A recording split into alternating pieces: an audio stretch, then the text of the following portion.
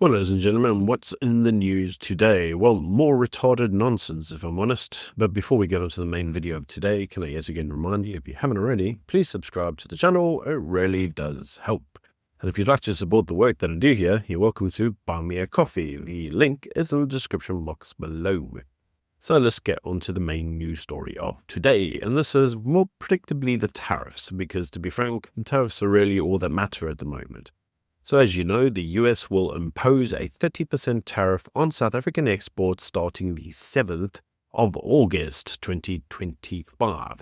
We got a 7-day delay while Trump said that you should sort out your admin, basically.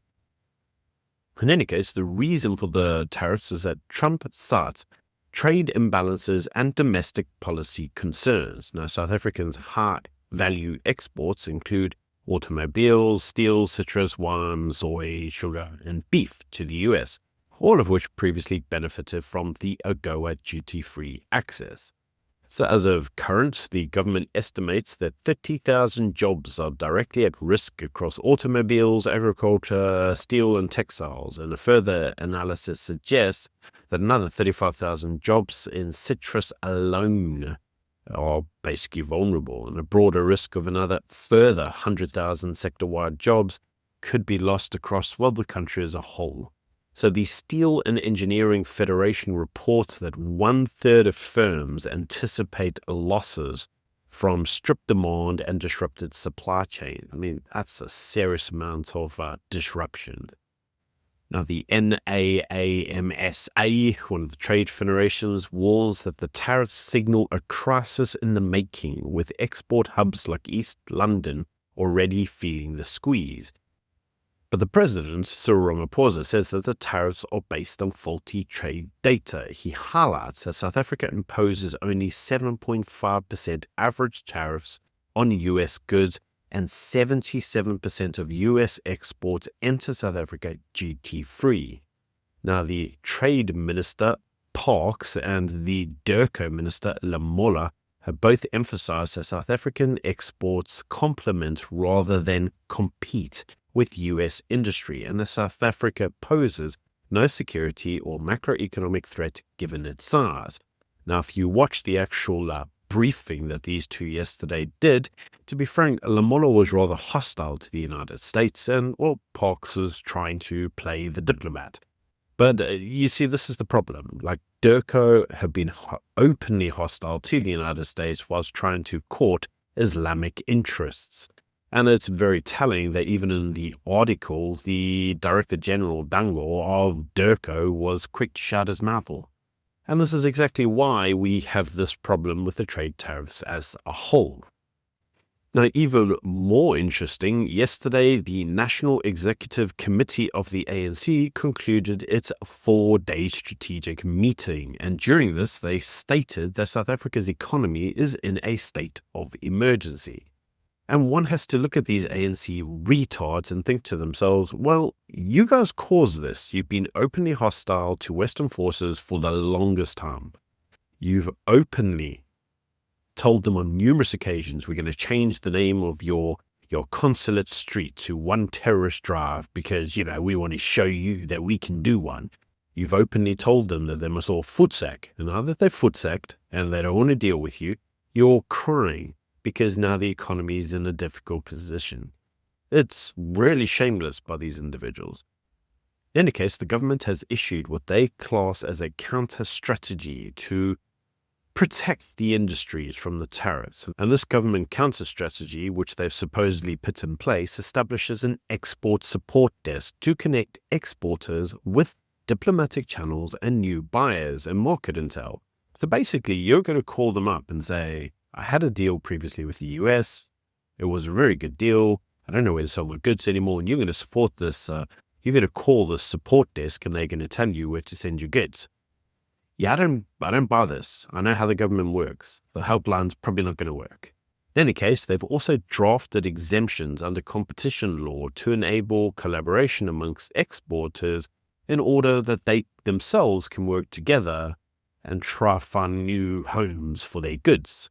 Now, the financial tools which they're putting in place include working capital, plant and equipment finance, export credits insurance, and assistance through the Unemployment Insurance Fund for displaced workers.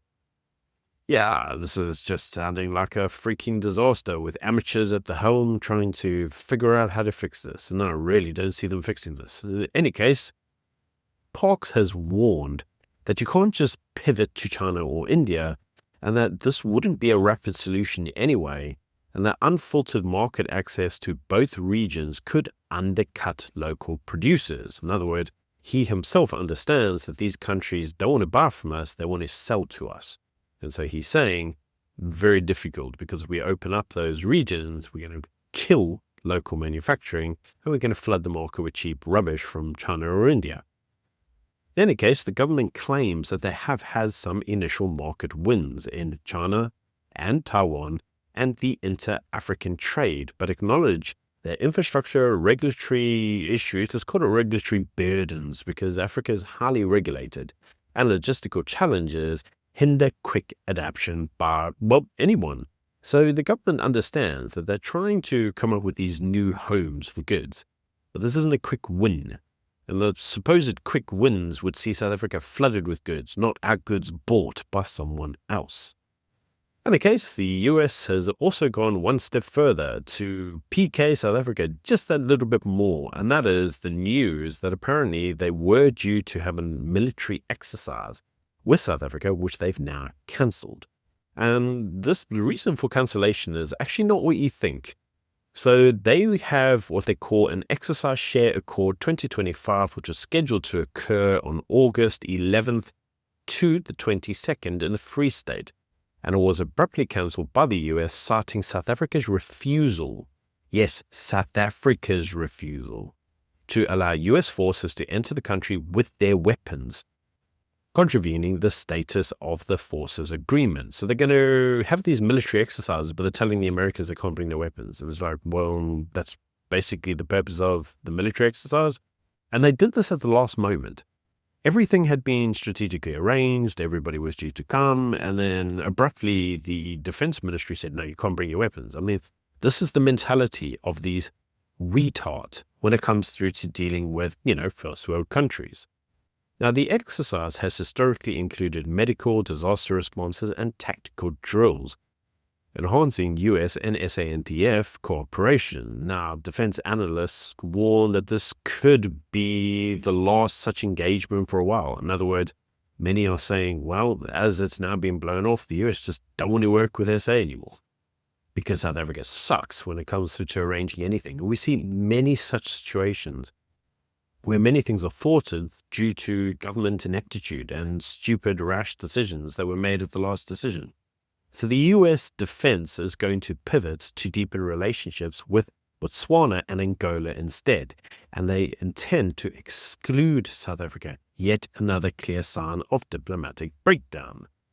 So we're looking at all the tariffs and going, well, how bad can it really get? Well, actually pretty bad for three main companies, and that is McDonald's, Burger King, and Starbucks, and some other US franchises, but these are the main three, all of which face severe margin pressure in South Africa. Now, the reason for that is because they have to import branded goods and specialty ingredients, making them highly exposed to rand depreciation and increased importing cost. Now, the rising operational and logistical costs coupled with the volatility in currency means that it's squeezing profitability. And overall, a broader anti-American sentiment and boycott movements tied to geopolitical issues abroad could influence consumer sentiments and brand loyalty locally. So this is the fear that many individuals may start saying, we don't want to work with American companies because of the sanctions. Now, I don't really see that as being a reality. I can understand why they might have this fear, but the actual costs of importing raw ingredients now for these franchises means that many of their costs, the price to actually purchase their product, is going to increase, because let us not forget that the tariff imports are going to, have a larger impact. So what does this actually mean? Well, if you remember a few years ago, Burger King tried to invest in South Africa, and the Competition Commission, also known as the Communist Commission, really had a lot to say at the time. They tried to block the actual investment in South Africa under the basis of BE and all sorts of other rubbish.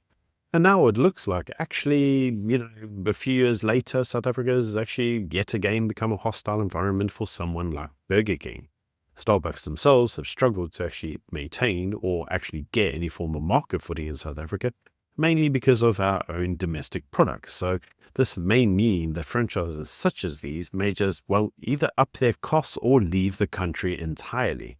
My money's on leave the country entirely, but we'll see how things go.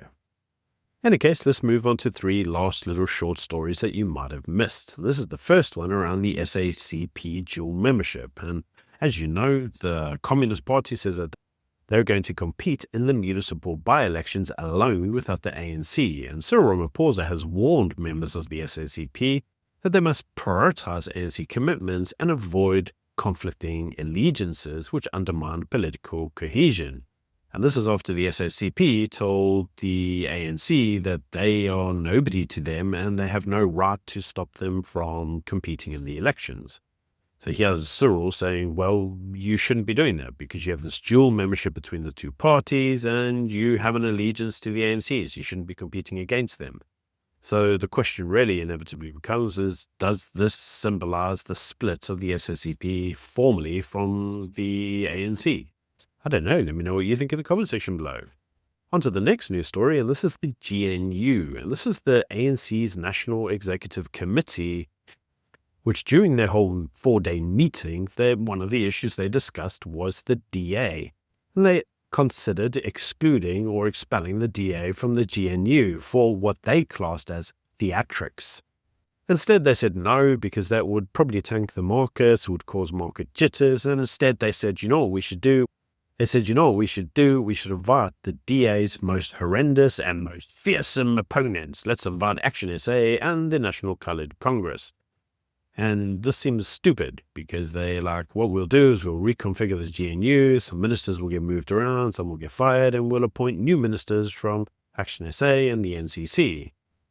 Yeah, this is going to cause more problems. This isn't the way that you settle your kerfuffles between each other. And yet again, it shows that the ANC is not serious when it comes through to this whole GNU thing. They still seem to think that the GNU is nothing more than a rubber stamping exercise in order to give them power or control of the country, even though they're only a 40% party. In any case, talking of a small party trying to rule the country, let's move on to the final news story. And this is that the MK party has put forward a private member's bill to amend the constitution to allow total state custodianship of the land through EWC. Now, I'm pretty sure we've been here before. Pretty sure we've gone through all these debates before. Well, the MK party is doing it again. Now, the ANC this time has suggested that the existing laws are sufficient, and so this constitutional amendment, according to them, is not actually needed. In fact, according to them, it would be classified as a degree of overreach. Well, we'll see how long that lasts, but in any case, it's unlikely to get the 2/3 constitutional muster, and what we're actually seeing here is just more of the MK party trying to do more theatrics and trying to be populist. But hey, what can I say? South African politics. Anyway, that's the news of today. Let me know what you think in the comment section below. As per usual, these are just my views. Do let me know what you think. Until tomorrow, bye.